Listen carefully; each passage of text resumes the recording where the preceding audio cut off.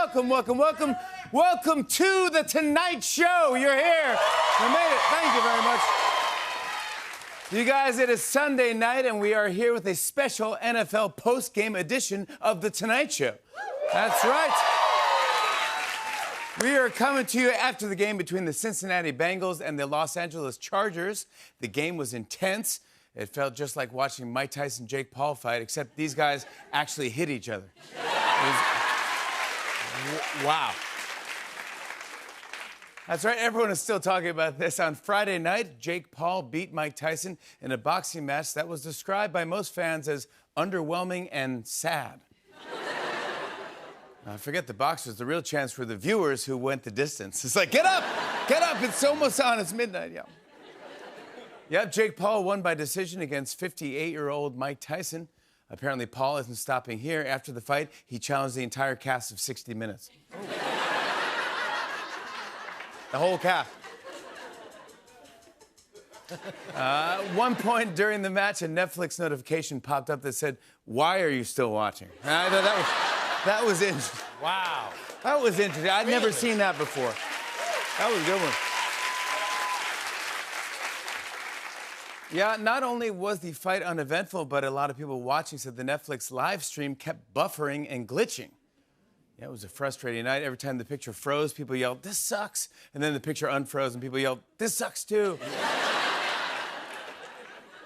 Yeah, people all around the world complained the entire live stream had buffering and freezing issues. Here now via satellite to explain what happened is a Netflix spokesperson, Steve Holden. Steve, welcome to the show. Thanks for having me. Jimmy, we are so happy with how the event went. It's great to hear, but what's with all the buffering and freezing? Well, it's important to remember that we... Steve? Steve? That's an unfortunate face. It's an unfortunate face to freeze on there. And so we will keep honing the process. I'm sorry, we didn't get a lot of that. I'm sorry. Oh, no worries. I was just saying that...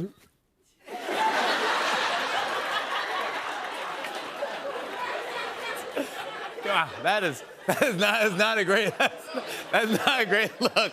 Right. And that is why the dog bit the cat.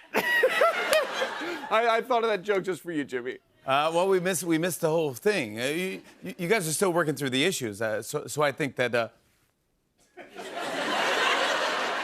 Jimmy. Oh, that is not a good look. So does that make sense? It sure does, Jimmy. Yeah. I think we're speaking the same... All right, we have to move on. A Netflix spokesperson. I'm so sorry.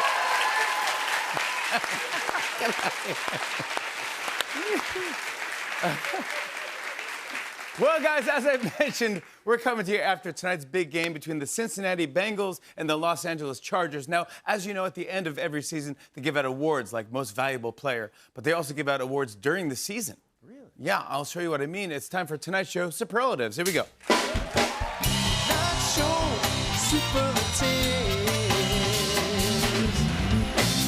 Yeah, so I'll give you an example of some of these awards here. Our first player is from the Los Angeles Chargers. It's Scott Matlock. Oh. Yep. He was voted most likely to be Ron Weasley if he dropped out of Hogwarts and got a job at a vape shop. Vape shop.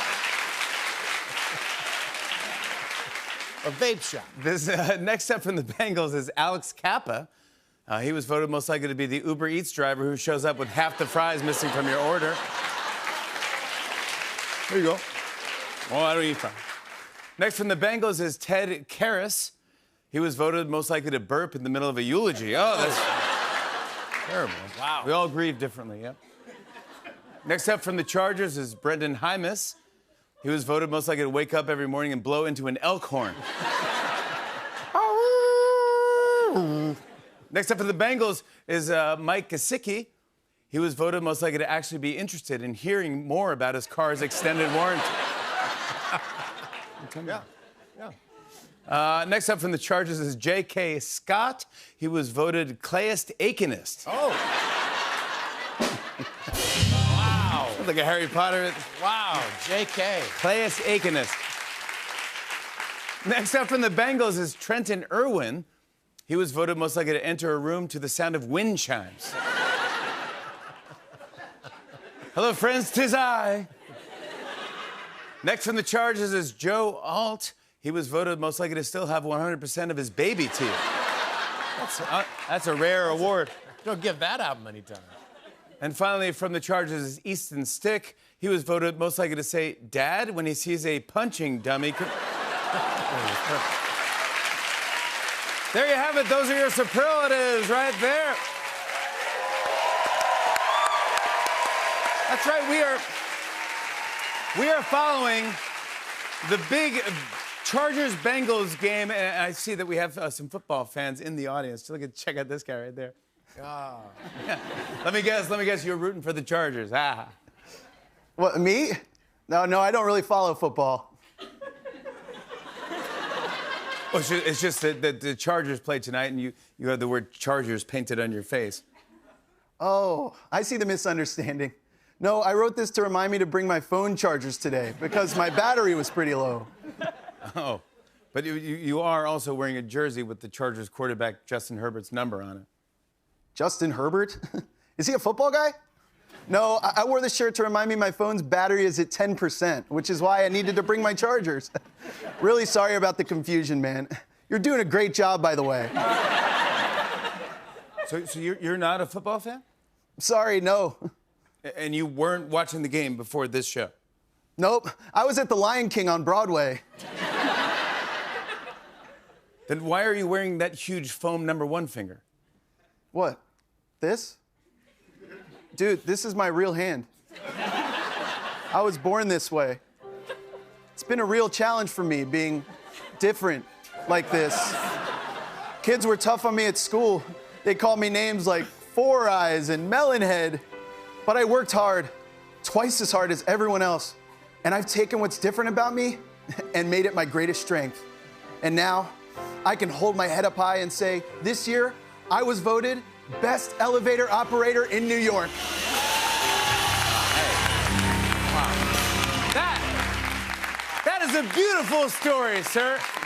Yeah, great story, man. Bengals fan? Me? No, I was just performing in The Lion King and rushed over here. You were great, man. Your performance was #1. All right, that's good. Let's just move on. Thank you. I don't know who's it. Enjoy the show.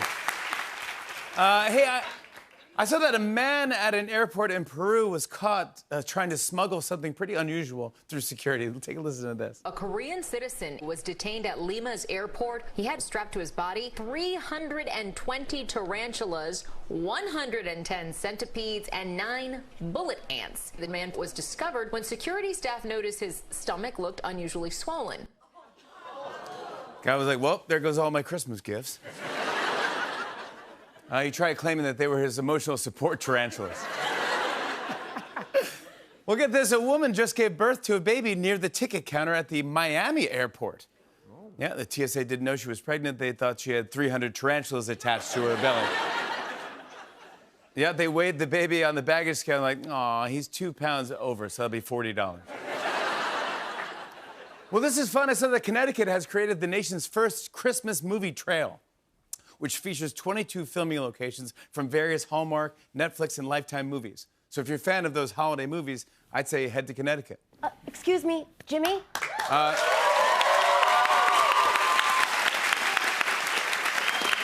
a busy marketing executive, I don't have time for that. I don't have time to celebrate the holidays at all. Oh, well, I'm sorry to hear that. Well, come on. Who doesn't have time to celebrate the holidays? Hang on. Is that Stephanie Frost? Frank Garland? Wait, you guys know each other? Stephanie and I grew up together in Candy Cane Crossing, but I haven't seen her in years. I still live there working in the lumber yard, but Stephanie moved to the big city years ago.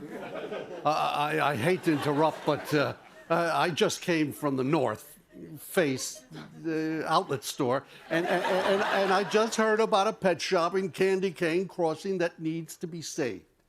You guys should do that together.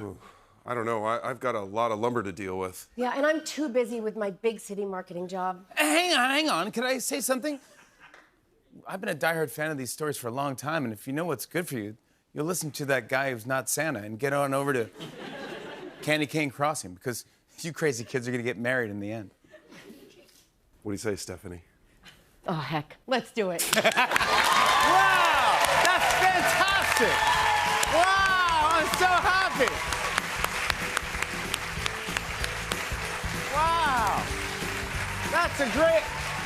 That makes me feel so good. Stephanie Frost and Frank Garland. Garland. Can Wow. you imagine the odds of that? From Candy Stephanie Cane Frost Crossing. being there? Yeah, it's amazing. And finally, this is going to be huge. Wicked hits theaters this week, and we actually had Ariana Grande and Cynthia Erivo on the show last week to talk about the movie, and they were nice enough to break down their characters for us. Check it out. Elphaba, Glinda. Elphaba, Glinda. I'm a witch. And I'm a witch. But which is which? Well, here's the sitch. We were roommates back at school. Elfie's awkward. Glinda's cool. We were strangers. That's no lie. But now we're besties, ride or die. The school we go to, it's called Chiz. I study hard for every Quiz. While Glinda chases boys with Riz. But one day we'll both meet The Wiz. Green, Pink, green, pink, green. pink. Stop. This song's good. Kind of a bop. Green, Pink, green, pink, green. pink. Pause. No better team. In all of Oz. VFX. You know it. Bet. We'll tell the haters. Say less. Good one. Thank you. That was great. Not as great as my roommate, Elfie. Glinda. Wanna kick it? Let's go fly. Now that'd be wicked. Wicked! My thanks to Ariana Grande, Cynthia Erivo, Jeff Goldblum. Wicked's in theaters November 22nd. We have a great show tonight. He stars in the new Paramount Plus series Landman. Jon Hamm is here tonight. From the Netflix movie Our Little Secret, Lindsay Lohan is joining us. And we have an amazing performance from Pharrell Williams tonight. You don't want to miss it. Stick around. We'll be right back with Jon Hamm. Come on back.